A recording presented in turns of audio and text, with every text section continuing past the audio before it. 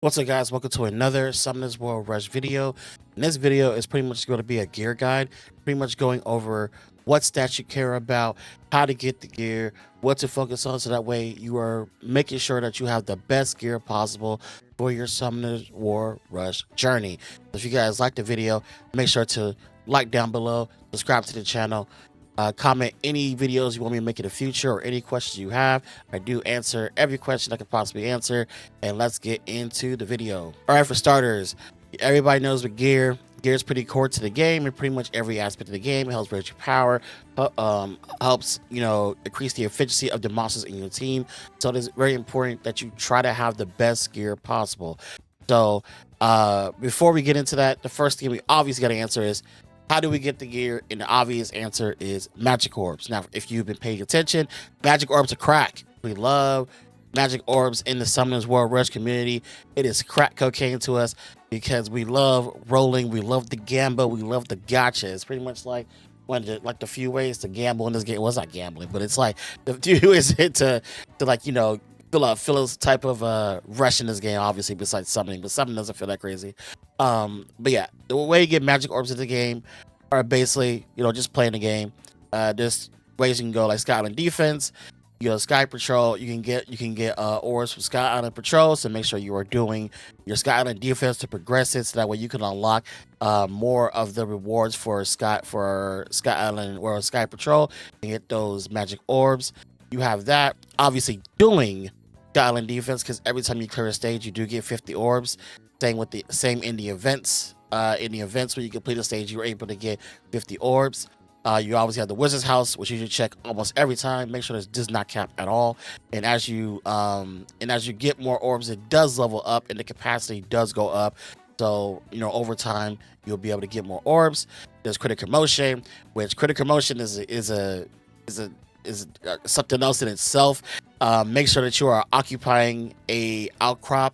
There's me right there. I don't want to be a dick. I'll let them have it. and then also, if you can't occupy any of these, or if anybody feels or if you run out because you only get 3 a day, make sure you are occupying your personal ones, so you're at least getting something.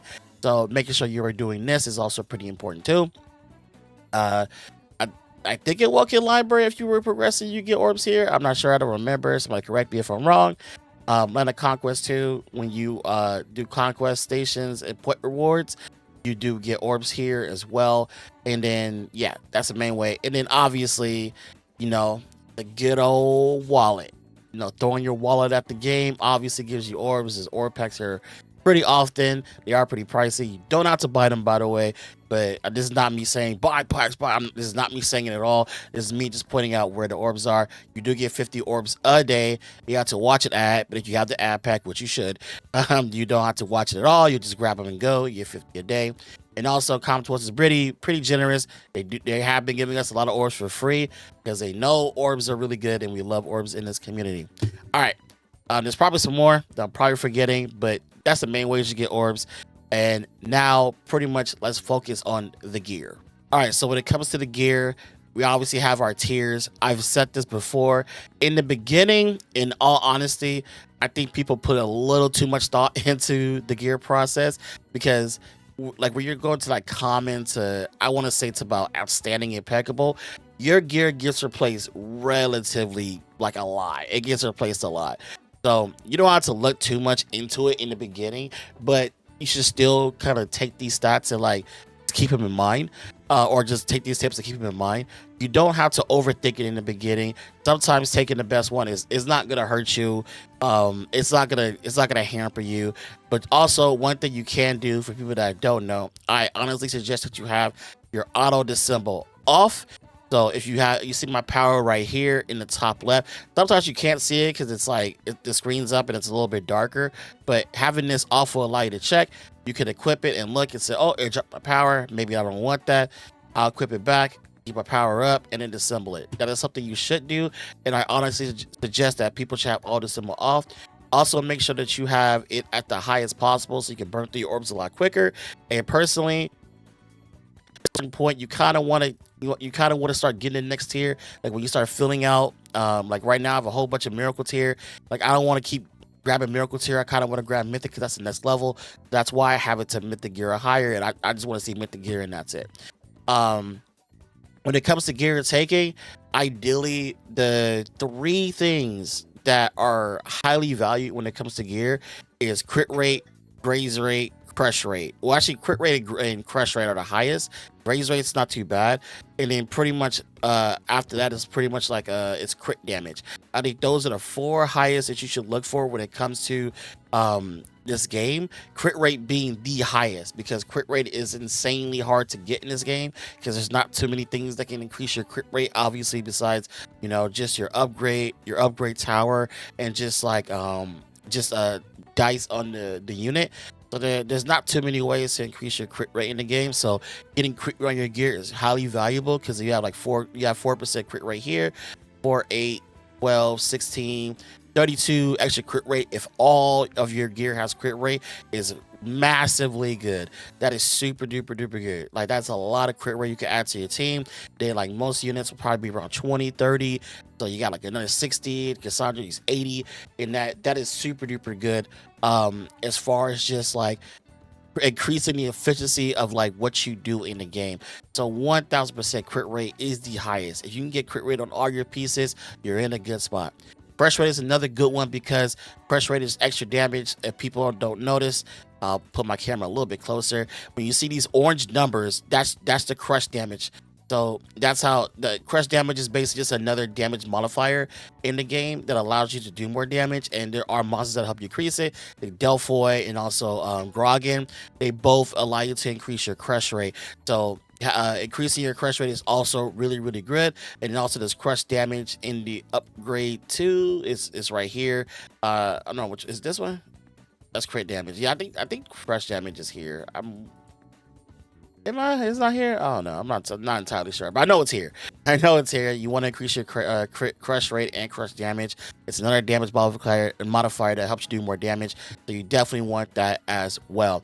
And then, like I said, past that, graze rate is nice because it helps you just like, you know, survive a little bit longer, and also crit damage because obviously if you have high crit rate, crit damage is way more valuable. Now, when it comes to like attack, HP, defense, those are okay, but the reason why they're not super valued is because of the fact that when you think about it, all our monsters have already a crap ton of health. Like, they already have a lot of health, a lot of attack. So when it comes to like increasing the attack, the defense, and HP, it's like, yeah, that's pretty good, but it's like, it's overall like not crazy valuable. It's not something that's gonna make or break your team comp or whatever, but it's still nice, and it's something that you can if it's an additional part of your gear, you definitely want that. Like, this piece is amazing. I would never give that up unless it's something came along. Like, you see my gear, I'm just go through all my gear. You have crit rate, graze rate, pretty good. You have crit rate, crush rate. You have crush rate right here. You have crit rate, crit damage. You have crit rate right here. Crush rate, double hit rate. It's more for the crush rate than a double hit. Then you have crit res because it was just better. I didn't have anything on this piece. I'm pretty sure I didn't. And then right here you have HP recovery, which is like, but I do have crit damage, which is also pretty nice. So like, that's what you want to go for. Like, that's the ideal pieces you want to go for. Like I said in the beginning, do not put too much thought into it, because that's a main thing people always do. Because I know in the chronicles in the Rush Discord, people post a lot of stats like, which one should I take? Which one should I take? I'm telling you this right now. In the beginning, do not put too much thought into it. But all you got to do in the beginning is, you're ever asking which.